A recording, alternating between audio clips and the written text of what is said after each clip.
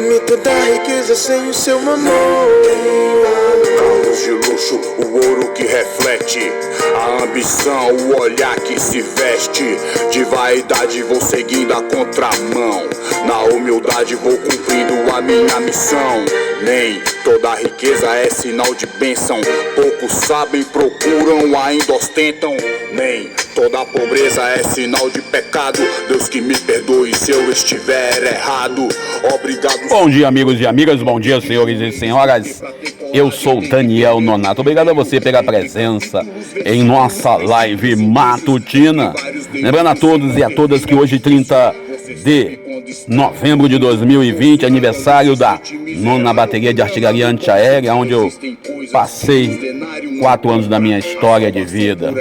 Ainda recordando alguns amigos que ontem teve as eleições e o fato das eleições ontem que nos leva a refletir é a polaridade das coisas, né? Algumas pessoas falando sobre que agora a direita venceu porque não deixou a esquerda tomar o poder. Alguns alegam, né, que a Manuela Dávila lá no sul, né, ou o Boulos aqui em São Paulo, representavam e representam uma comunhão com a Venezuela, uma comunhão com Cuba, e se fala assim sobre as questões assim macro, né? Eles são a favor do aborto, eles são a favor disso, daquilo.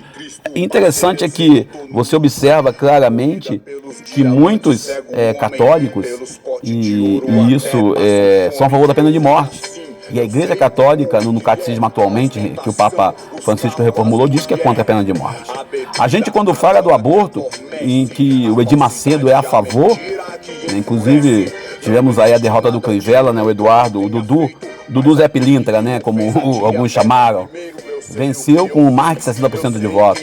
Em São Paulo, o Covas venceu com 50 e poucos por cento de votos. Mas a gente observa bem a realidade da política local, a política que nós estamos vivendo, uma política de resultados, uma política onde alguns e outros, né, tentam trazer para nós uma responsabilidade que a gente não reconhece. Alguns irmãos, alguns amigos trazem para a gente ainda a necessidade de se ver as dores e os sofrimentos na amplitude, quando na verdade nós temos obrigação de ver a dor e o sofrimento também no micro. Nós temos aí situações no país em que a gente fica olhando para outros países, olhamos para a fome na África e esquecemos de olhar a fome na própria cidade. Olhamos para o Covid que voltou, que está forte. Ele não voltou, ele nunca saiu, né? Está forte aí, ocupando e matando pessoas. Mas quando era na Itália, nós ficávamos assim indignados, falando, não, porque está matando não sei quantos mil, devemos tomar cuidado, devemos nos preparar, devemos trazer em nossa vida uma vigilância redobrada, porque o Covid está matando. Geralmente a gente gosta de observar muito a realidade dos outros e esquecemos de olhar a realidade em que estamos vivendo. O Evangelho de hoje traz para nós ainda essa necessidade de olhar para a própria história. A gente ainda observa ainda que houve uma derrota muito grande do Jair Messias Bolsonaro nessa eleição. Se percebe claramente que os candidatos que ele apoiou, de 10, 2 venceram. Também observamos que o Lula também não venceu, vamos confirmar, porque também aonde o PT achou que ia ganhar não levou. Por isso, a nossa preocupação seja em olhar para a política com essa dualidade entre esquerda e direita, quando na verdade ambos estão com poder e ambos estão fazendo do poder o que querem. Por isso, o Evangelho de hoje nos ajuda a meditar e a contemplar esta realidade. Precisamos meditar e entender que as eleições acabaram, que estamos vivendo um momento de dor, que a gente possa, agora que já elegemos quem tinha que eleger, exercer a função e a cobrança em quem temos que cobrar. Deus abençoe, nos ajude. Vamos para o Evangelho do dia. A trombeta vai soar, um alarido vai surgir. Muitos vão se prostrar, não adianta mais fugir. Vou falar. O Evangelho de hoje é o Evangelho de Mateus, no seu capítulo 4, versículos 18 ao 22, conta a história da vocação dos apóstolos. Hoje é dia de Santo André. Santo André, que é um apóstolo que a gente tem a festa dentro do sentido do advento, né? E nós ficamos assim, olhando para Santo André e meditando esse chamado vocacional. Até que pontos nós somos chamados? Interessante que Jesus fala para os apóstolos, no caso os dois, para segui-lo. E ainda hoje, André, que era discípulo de João Batista, antes de ser discípulo de Jesus, e amigo de João Evangelista, né? Quando ele foi chamado por Jesus, ele foi um daqueles que escutou de João Batista: eis o Cordeiro de Deus. E aqui no contexto de Mateus, diz que ele estava no trabalho, no telônio, estava jogando a sua rede, enquanto no texto de João, diz que ele foi apontado por João, texto de João Evangelista. Interessante é que ele tem uma intimação muito grande quando ele chama Pedro, né, para comunicar a descoberta do Messias Jesus. Jesus, quando chama ambos os pescadores de homens, o Evangelho de hoje, Mateus 4,18, ele chama eles e na multiplicação de pães, o André que traz a solução, indicando o rapaz que vai dar a solução para a fome. André é aquele apóstolo que ajuda a apontar a saída. Ele indica a Jesus, o rapaz com 5 pães e 2 peixes, lá no Evangelho de João, capítulo 6, versículo 8. Com Filipe e André, ele refere a Jesus, que alguns gregos querem ver. A tradição ainda reconhece Santo André, o evangelizador da Grécia, né? E em outras palavras, André, quando foi morrer, diante do suplício da cruz, onde ele anunciou o Cristo, até o último momento. A gente, quando fala do chamado de André, um chamado no dia a dia, um chamado na vivência da caminhada, não é um chamado feito fora do tempo. Uns e outros querem ser chamados para a caminhada eclesiástica colado, envolvendo ainda a necessidade de estar num cargo, numa função. O interessante é que o texto fala que ele consertava a rede, ou seja, cuidava da sua vida, trabalhava. Interessante ainda que nós olhamos para o barco que ele largou, ou seja, a velha vida, a velha caminhada. Jesus, ele quer reunir às suas voltas os discípulos ao qual ele possa se dirigir de forma especial, com ensinamento, porque quer que os discípulos sejam testemunhas plenas.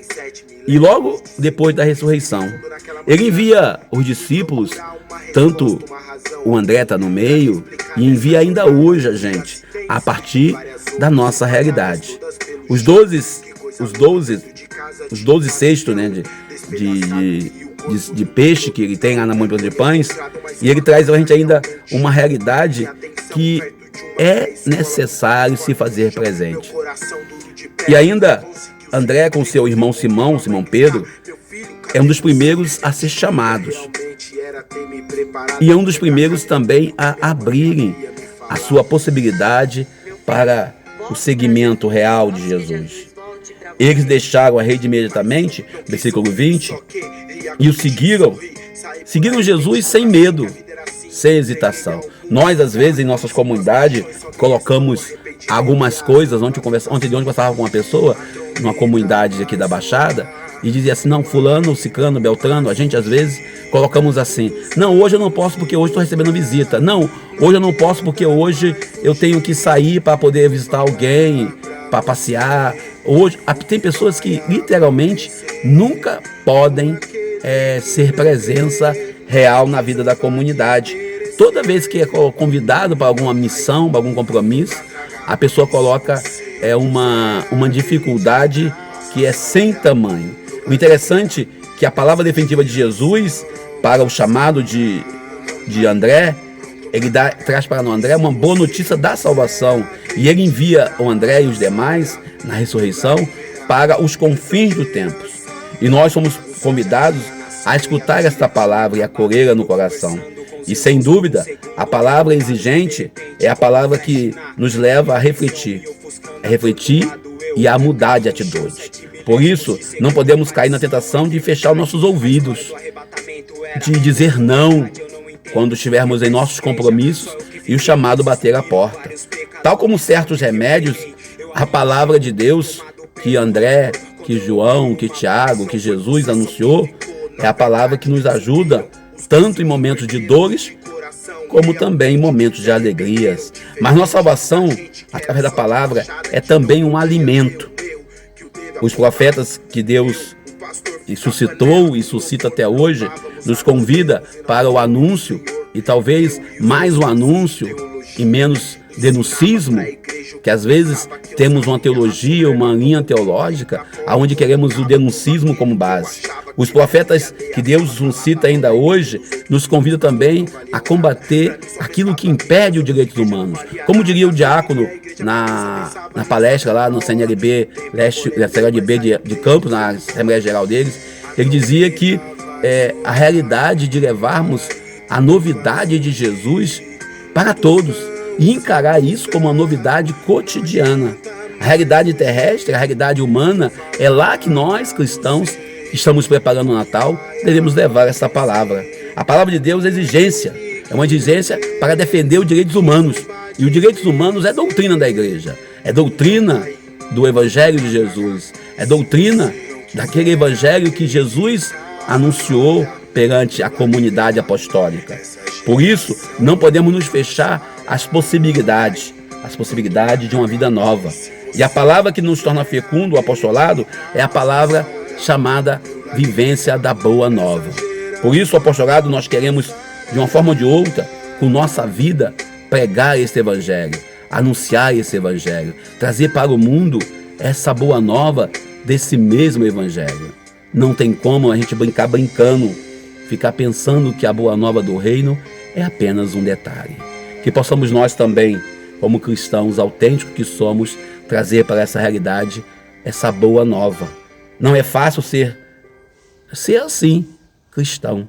Não é fácil se dobrar a palavra de Deus, mas Santo André nos convida hoje a se dobrar a partir da nossa vivência. A palavra que é o meio de comunicação humana por excelência.